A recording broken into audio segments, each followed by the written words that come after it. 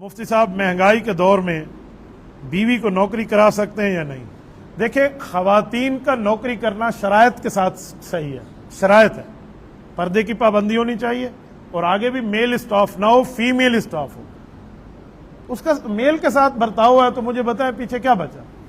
پھر ایسی نوکری کی کوئی ضرورت نہیں ہے، پھر گھر میں بیٹھ کے اپنا آلو بیچے بیوی، اس نوکری سے بہتر ہے جو لاکھ روپے وہاں سے مل رہا ہے۔ اے طائر لاہوتی اس رزق سے موت اچھی جس رزق سے آتی ہو پرواز میں کوتاہی۔ اصل رزق کا معنی خاوند کی ذمہ داری ہے، این بقرعید دے کمے نہیں آونا ازال کو کما کے دے۔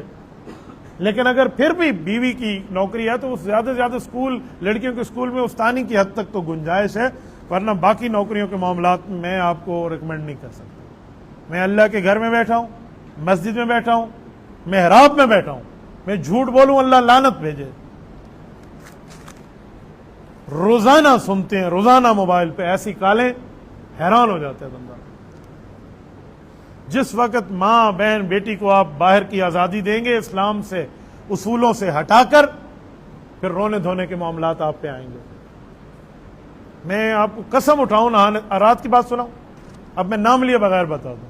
ایک خاتون نے مجھے کال کیا کہ مفتی صاحب ہم آپ کے بیانات سنتے ہیں، میرے پاس آپ کا نمبر محفوظ تھا تو میں آپ کو دعا کے لیے کہنا چاہتی ہوں ہم بہت پریشان ہیں۔ میں نے کہا میری بہن اللہ آپ کی پریشانی ختم فرمائے، بہت پریشانی ہے بس دعا کرنا۔ میں نے پوچھ لیا، میں نے کہا کیا پریشانی ہے؟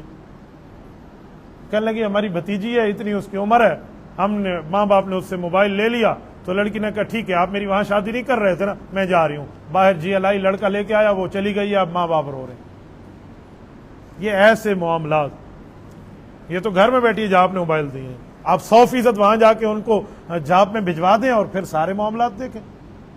یہ باہر جب خواتین بغیر پردے کے آئیں گی معاملہ خراب ہوگا۔ عطا اللہ شاہ بخاری رحمۃ اللہ علیہ بیٹھے تھے، ایک شخص نے آ کر کہا کہ حضرت مرد اور عورت دونوں پہیے ہیں، گاڑی کے دونوں پہیے ہیں، برابر جائیں گے، نہ کمتر ہے نہ حاوی ہے، عورت کا حق مساوی ہے۔ حالانکہ عورت کا حق مساوی نہیں ہے، مرد کا حق ڈبل ہے۔ وہ کہہ رہا تھا عورت کا حق مساوی ہے، تو حضرت بخاری نے فرمایا مرد اور عورت پہیے ضرور ہیں پر سائیکل کے، ایک آگے ایک پیچھے۔ تو اس نے کہا نہیں حضرت خواتین کو بھی باہر آنا چاہیے۔ حضرت نے کہا تو ایسے نہیں سمجھے گا۔ 2 آنے جیب سے نکالے اور کہا میرا ایک لیمو تو لے آؤ، لیمو کھانے کو جی کرتا ہے۔ اس نے کہا حضرت لیمو لے آتا ہوں مسئلہ بتا دیں۔ کہا پہلے لیمو کھا لوں گا پھر مسئلہ بتاؤں۔ انہوں نے کہا ٹھیک ہے، نیچے گیا، آنے 2 آنے کے 1-2 لیمو خریدے اور لیمو آ کے دیا۔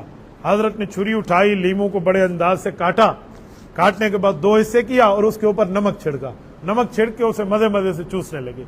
اب ظاہری بات ہے کسی کے سامنے لیمو آپ چوسیں تو دوسرے کے منہ میں پانی آنا یقینی ہے۔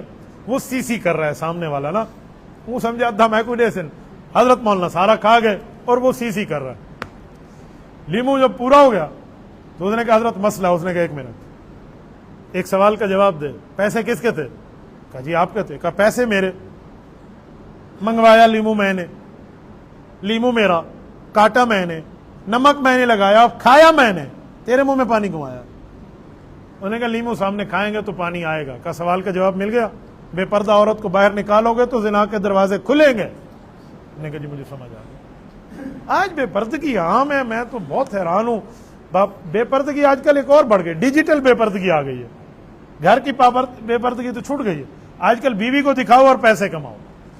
آج کل یہ دیوسی آ گئی ہے۔ رسول اللہ صلی اللہ علیہ وسلم نے فرمایا دیوس کو جنت نہیں ملے گی۔ پوچھا گیا رسول اللہ دیوس کون ہے؟ فرمایا جو ماں بہن بیٹی بیوی کی کمائی کھاتا ہے، کمائی غلط کام کی کمائی، میں عام حلال تنخواہ کی بات نہیں کر رہا۔ یہ کیا چیز ہے اور کیسے لعنتی معاشرے میں ہم پہنچ گئے ہیں یار۔ ایسے معاملے کو 100% تردید کریں، نہیں کریں گے تو وہ روایت ذہن میں رکھیں۔ جبرائیل امین نے کہا یا اللہ آپ مجھے عذاب کے لیے بھیج رہے ہیں، اس قوم پہ عذاب دوں، ساری قوم عذاب کے قابل ہے، لیکن وہ شخص روزانہ سر سجدے میں دن رات رکھ کے آپ سے مانگتا ہے، اس کو بھی عذاب دے دو، وہ اسی بستی میں رہتا ہے۔ اللہ نے فرمایا اسے سب سے اوپر رکھ کے عذاب دے، یہ نیچے جائے گا۔ کہا جی کیوں؟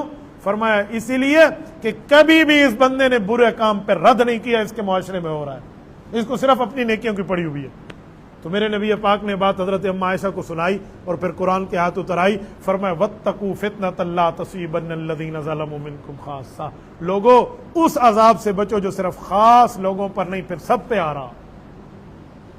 ایسے معاشرے میں ہم رہتے ہیں تو ایسے بندوں کو اس حرکت کو کنڈیم کرنا چاہیے اور بتانا چاہیے کہ آپ غلط کریں.